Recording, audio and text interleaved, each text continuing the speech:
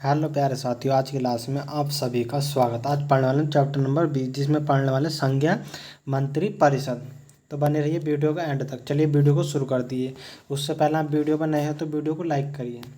मंत्री परिषद का अध्यक्ष कौन होता? प्रधानमंत्री। कौन होता? प्रधानमंत्री। कौन व्यक्ति मंत्री परिषद का सदस्य हो सकता? कौन सा हो सकता? संसद का सदस्य। कौन? संसद का सदस्य। वह राज्यसभा में मनोनीत व्यक्ति मंत्रिपरिषद का सदस्य बन सकता है या नहीं? हाँ, बन सकता है। मंत्रिपरिषद के सदस्यों को पद की गोपनीयता की शपथ कौन दिलाता? कौन दिलाता? राष्ट्रपति। कौन दिलाता? राष्ट्रपति दिलाता है।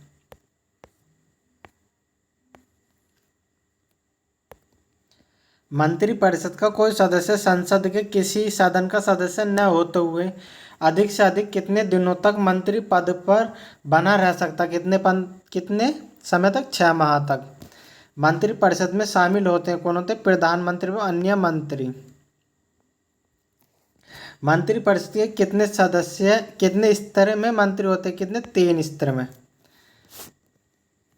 मंत्रिपरिषद की वरीयता की दृष्टि से मंत्रियों का सही क्रम कौन सा है?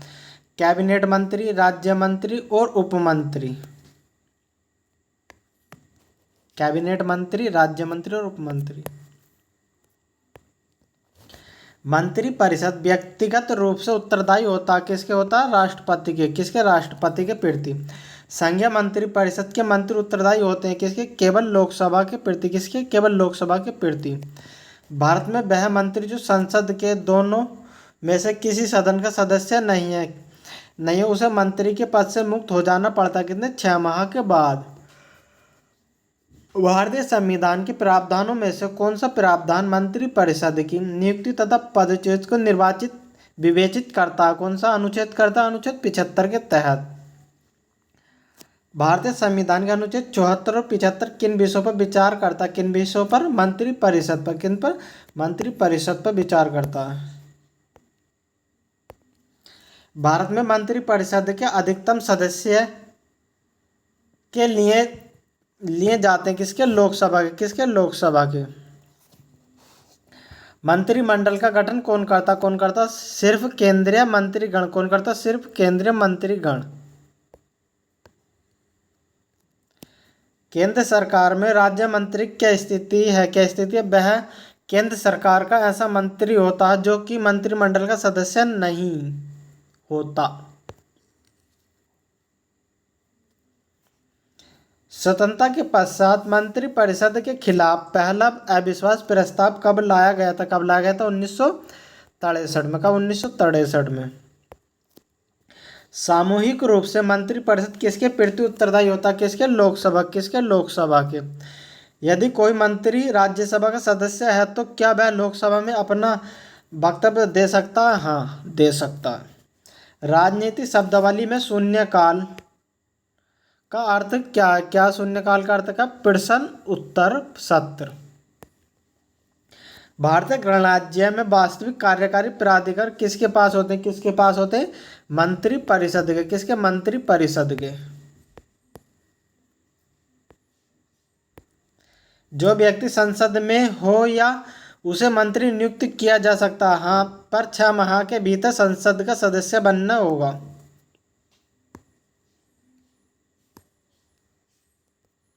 स्वतंत्र भारत की प्रथम मंत्रिपरिषद में प्रधानमंत्री सहित कुल कितने सदस्य थे? कितने थे? 36 सदस्य। कितने थे? 36 सदस्य।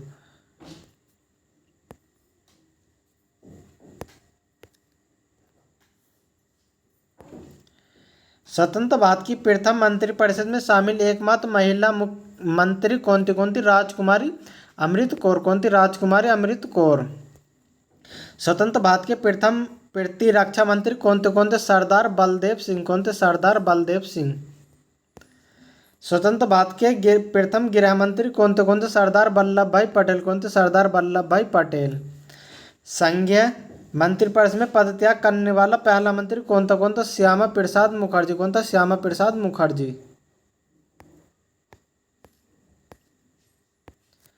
कौन सा प्रस्ताव भारत में मंत्रिपरिषद रख सकता? कौन सा? विश्वास प्रस्ताव। कौन सा भारत के प्रशासन पर विधायी नियंत्रण का एक साधन नहीं है? कौन सा? सदन विघटन। जो व्यक्ति संसद का सदस्य नहीं है केंद्रीय मंत्री रह सकता है 6 माह तक। कितने तक? 6 माह तक। मंत्रिपरिषद सामूहिक रूप से निम्न में से किसके प्रति उत्तरदायी होता है? किसके प्रति होता है मंत्रिपरिषद? लोकसभा। किसके? लोकसभा के प्रति उत्तरदायी होता है। निम्न में से कौन सा एक प्रस्ताव भारत में मंत्रिपरिषद रख सकते? कौन रख सकती है? विश्वास प्रस्ताव रख सकती है। मंत्रिपरिषद के विरुद्ध अविश्वास प्रस्ताव लाने के लिए लोकसभा के सदस्यों की संख्या कितनी होनी चाहिए? कितनी होनी चाहिए? 50। कितनी? 50 होनी चाहिए। लोकसभा और राज्यसभा में गणपूर्ति संख्या कितनी? 1/10। कितनी? 1/10।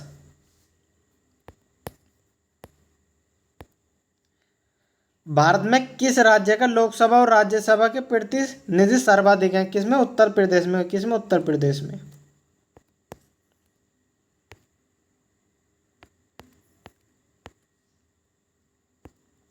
लोकसभा का पहला आम चुनाव कब हुआ था? कब हुआ था? 1952 में। कब? 1952 में। लोकसभा अध्यक्ष अपना त्यागपत्र संबोधित करता है किसको? लोकसभा के उपाध्यक्ष को। किसे? लोकसभा के उपाध्यक्ष को। प्रथम स्पीकर जिनके विरुद्ध लोकसभा में अविश्वास का प्रस्ताव लाया गया था? जीवी मामलकर।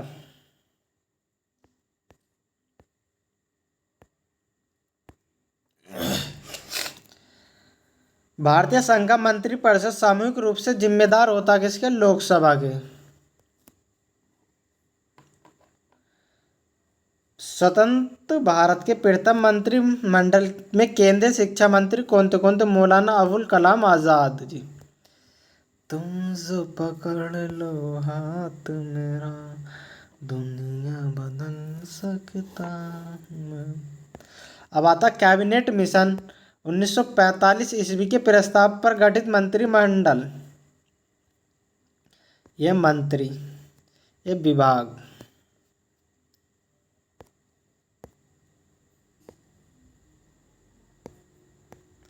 जवाहरलाल नेहरू के पास कौन सा था? कार्यकारी परिषद के लोकसभा अध्यक्ष, विदेश मामले तथा राष्ट्रमंडल। वल्लभ भाई पटेल के गृह सूचना एवं प्रसारण मंत्रालय। बलदेव सिंह के पास कौन सा था? रक्षा मंत्री। कौन सा? रक्षा मंत्री। जॉन मथाई के पास था उद्योग एवं आपूर्ति।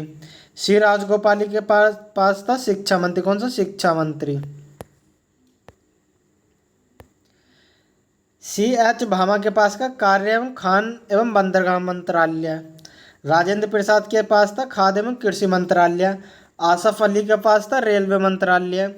जगजीवन राम के पास था श्रम मंत्रालय। लियाकत अली खां के पास था वित्त मंत्रालय। आई चुंदरी गर्ग किसके पास था? वाणिज्य मंत्रालय। अब्दुल खान नश्तर के पास था संचार मंत्रालय। जोगेंद्र नाथ मंडल विधि।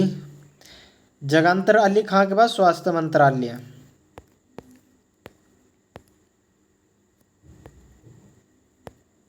अब आता चैप्टर नंबर 21 जिसमें पढ़ लें प्रमुख पदाधिकारी गण।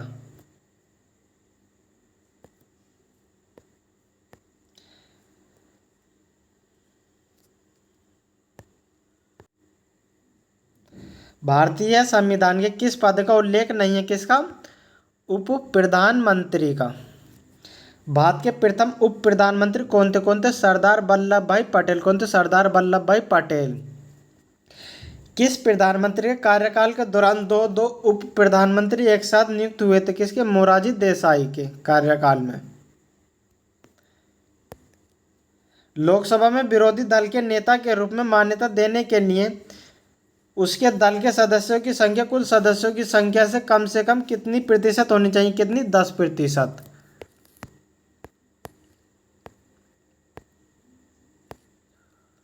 लोकसभा में मान्यता प्राप्त विरोधी दल के नेता को किसके समान सुविधाएं और मान्यताएं प्रदान की जाती हैं? किसके पास? कैबिनेट मिशन मंत्री के पास।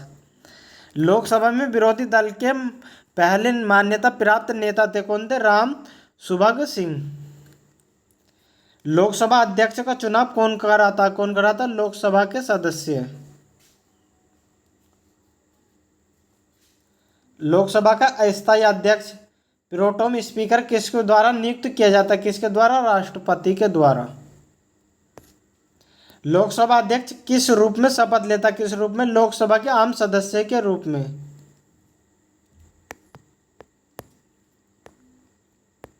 लोकसभा अध्यक्ष को पद की शपथ ग्रहण कौन कराता? कौन कराता? शपथ ग्रहण की आवश्यकता नहीं होती। लोकसभा अध्यक्ष अपना त्यागपत्र किसको देता? किसको देता? लोकसभा उपाध्यक्ष को। लोकसभा के अध्यक्ष को किस प्रकार पद से हटाया जा सकता? किस प्रकार पद से हटाया जा सकता? लोकसभा के सदस्यों द्वारा साधारण बहुमत से संकल्प पारित करके।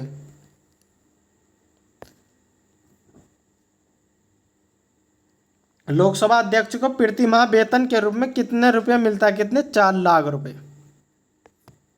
बतेरे मिले यार। निर्णायक मत देने का अधिकार है किसे? लोकसभा अध्यक्ष को। किसे? लोकसभा अध्यक्ष को। स्पीकर और डिप्टी स्पीकर की अनुपस्थिति में लोकसभा की अध्यक्षता कौन करता? कौन करता? लोकसभा का सर्वाधिक वरिष्ठ सदस्य। लोकसभा का सचिवालय सीधे नियंत्रण होता है कहाँ से? लोकसभा अध्यक्ष द्वारा। भारतीय संसद के दोनों सदनों के संयुक्त अधिवेशन का सभापति अध्यक्ष कौन करता? कौन करता? लोकसभा अध्यक्ष। लोकसभा में किसी विधेयक को धन विधेयक के रूप में कौन प्रमाणित करता? कौन करता? लोकसभा अध्यक्ष। कौन? लोकसभा अध्यक्ष।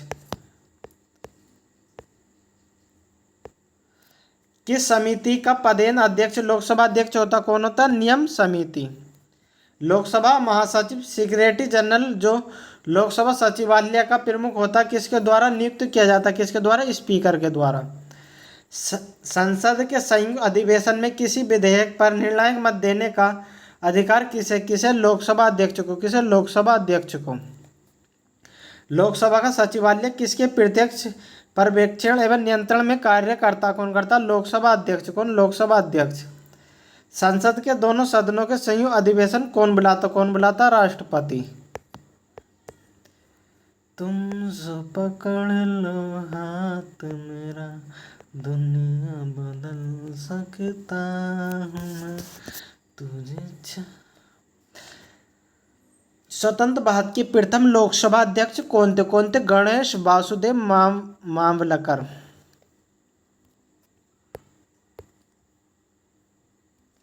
भारत के किस राष्ट्रपति ने पूर्व लोकसभा अध्यक्ष का पदवी संभाला था? किसने? नीलम संजीव रेड्डी ने।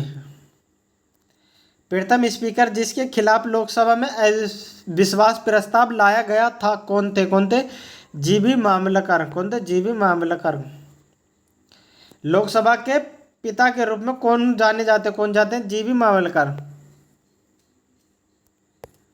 ब्रिटिश परंपरा के अनुसार किस लोकसभा अध्यक्ष ने सर्वप्रथम अपने दल की सदस्यता त्याग दी थी? किसने? नीलम संजीव रेड्डी ने। लोकसभा के प्रथम अध्यक्ष कौन थे? कौन थे? अनंतन शयन अयंकर। सॉरी। अपने पद पर रहते हुए दिवंगत होने वाले प्रथम लोकसभा अध्यक्ष कौन थे? कौन थे? GMC बाल योगी। लोकसभा में विपक्ष के किसी दल के नेता के रूप में मान्यता किसके द्वारा दी जाती? किसके द्वारा? लोकसभा अध्यक्ष के द्वारा। अध्यक्ष तथा उपाध्यक्ष की अनुपस्थिति में सदन का कार्य सुचारू रूप से चलाने के अध्यक्ष द्वारा कितने सभापति की एक नामावली तैयार की जाती है? कितने की? 6 की। लोकसभा अध्यक्ष अपना इस्तीफा भेज सकता किसे? उपाध्यक्ष को। लोकसभा अध्यक्ष को उसके कार्यकाल की समाप्ति के पूर्व पद से हटाया जा सकता है यदि लोकसभा इस आशय का प्रस्ताव पारित कर दे।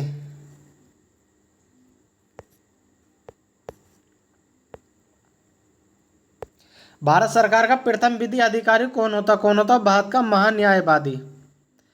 भारत में अटॉर्नी जनरल महान्यायवादी की नियुक्ति कौन करता? कौन करता? भारत का राष्ट्रपति। भारत सरकार को कानूनी विषयों पर परामर्श कौन देता? कौन देता? Attorney general महान्यायवादी। भारत सरकार का मुख्य विधि परामर्शदाता है कौन? Attorney general of India. वह व्यक्ति कौन है जो संसद सदस्य नहीं होता लेकिन जिसे संसद को संबोधित करने का अधिकार है? किसे? भारत का अटॉर्नी जनरल। कौन? भारत का अटॉर्नी जनरल। कौन सा प्राधिकारी संसद के किसी भी सदन का कार्यवाही में भाग ले सकता? कौन? भारत का महान्यायवादी। भारत का महान्यायवादी कब तक पद धारण करता? कब तक? राष्ट्रपति के प्रसाद पर्यंत तक। किसी संसद के दोनों सदनों में बोलने या अन्य कार्यवाही से सम्मिलित होने तथा किसी संसदीय कमेटी का सदस्य होने का अधिकार तो है परंतु उसे वोट देने का अधिकार नहीं। किसे? भारत को अटॉर्नी जनरल को।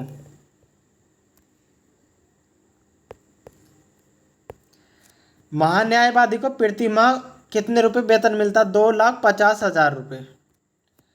संविधान के किस अनुच्छेद के अंतर्गत भारत द्वारा राष्ट्रपति के महान्यायवादी की नियुक्ति की जाती है? किसके द्वारा? आर्टिकल 76 के द्वारा। जिला कलेक्टर किस अधिकारी के अधीनस्थ कार्य करता? किसके? संभागायुक्त के। भारत सरकार का सर्वोच्च शासकीय अधिकारी कौन है? कौन है? भारत के मंत्रिमंडलीय सचिव। मुख्य सत्कर्ता आयुक्त की नियुक्ति कौन करता? कौन करता? उपराष्ट्रपति। कौन? उपराष्ट्रपति।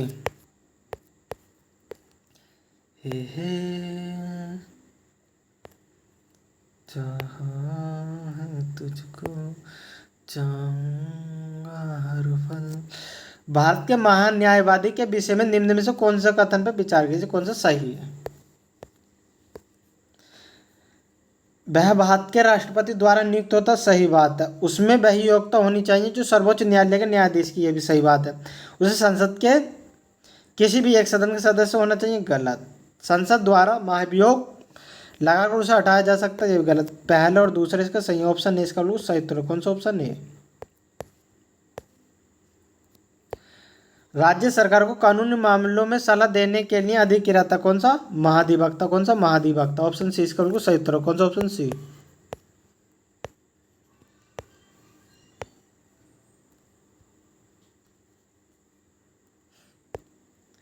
निम्नलिखित कर्तव्य में से कौन सा एक का भारत के नियंत्रण का मालेगा परीक्षक द्वारा पालन नहीं किया जाता? किसका? सार्वजनिक धन की प्राप्ति और निर्गम का नियंत्रण करने या सुनिश्चित करने का सार्वजनिक राजस्व राजकोष में जमा। ऑप्शन डी इसका बिल्कुल सही उत्तर कौन सा? Option D.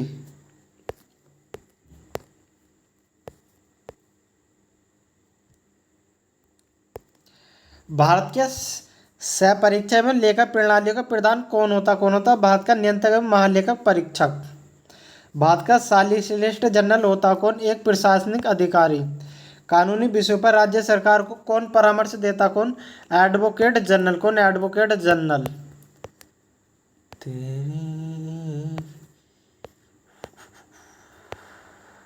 अगर भाई आपको वीडियो अच्छी लग रही हो तो वीडियो को लाइक करो, चैनल पर नए हो तो चैनल को सब्सक्राइब करो। प्रत्येक राज्य में महाधिवक्ता की नियुक्ति किसके द्वारा की जाती है? किसके द्वारा? राज्यपाल के द्वारा। किसी राज्य का उच्चतम विधि अधिकारी होता कौन? Advocate general. किसी राज्य विधानमंडल के सदस्यों को कार्यवाही में भाग लेने की और बोलने का अधिकार है किंतु मतदान का अधिकार नहीं। किसे? महाधिवक्ता। किसे? महाधिवक्ता को।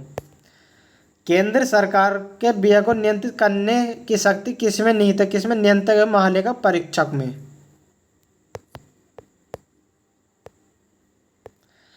वह कौन सा अधिकारी है जो भारत सरकार के वित्तीय लेन देनों में लेखांकन के जिम्मेदार होता? कौन? नियंत्रक एवं महालेखक परीक्षक। भारत का नियंत्रक एवं महालेखा परीक्षक CAG किसके लिए मुख्य लेखाकार तथा लेखा परीक्षक के काम करता? कौन करता? संघ तथा राज्य सरकार के लिए। लेखा परीक्षक का मुख्य उद्देश्य किसके व्यय पर नियंत्रण करना होता? किसके? कार्यपालिका के। किसके? कार्यपालिका के। भारत के नियंत्रक एवं महालेखा परीक्षक की नियुक्ति किसके द्वारा की जाती है? किसके द्वारा? राष्ट्रपति के द्वारा। कंप्ट्रोलर एंड ऑडिटर जनरल सेवानिवृत्त होते हैं। नियुक्ति 6 वर्ष बाद 65 वर्ष की आयु में पूर्ण हो जाते हैं।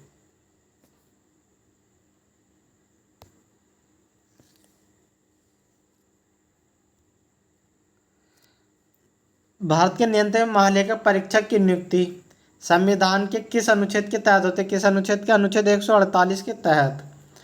भारत के नियंत्रक महालेखा परीक्षक को किस प्रकार पद से हटाया जा सकता है? किस प्रकार? उच्चतम न्यायालय के न्यायाधीश को पद से हटाने की प्रक्रिया के तहत से।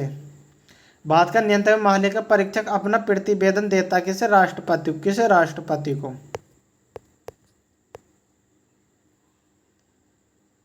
भारत के नियंत्रक महालेखा परीक्षक द्वारा प्रस्तुत प्रतिवेदन के आधार पर कौन समिति कार्य करता? कौन? लोक लेखा समिति। क्या भारत का नियंत्रक महालेखा परीक्षक पद ग्रहण के पूर्व शपथ लेता है लेता? जी हाँ। किसकी नियुक्ति लोकधन के व्यय की निगरानी के लिए संसदीय प्रहरी के रूप में की जाती है? किसकी? नियंत्रक महालेखा परीक्षक की। कौन सा भारत का कंसोलिडेटेड फंड का नियंत्रण पर्यवेक्षण करता? कौन? भारत का नियंत्रक महालेखा परीक्षक। अब आता चैप्टर 22 जिसमें पढ़ना है संसदीय समिति। से हम अगली वीडियो में देखेंगे। अगर आपको वीडियो अच्छी लगी हो तो वीडियो को लाइक करो, चैनल पर नए हो तो चैनल को सब्सक्राइब करो। वीडियो में एंड तक बने रहने के लिए धन्यवाद। इसी प्रकार की वीडियो हमारे चैनल पर आगे भी देखने के लिए मिलती रहेगी।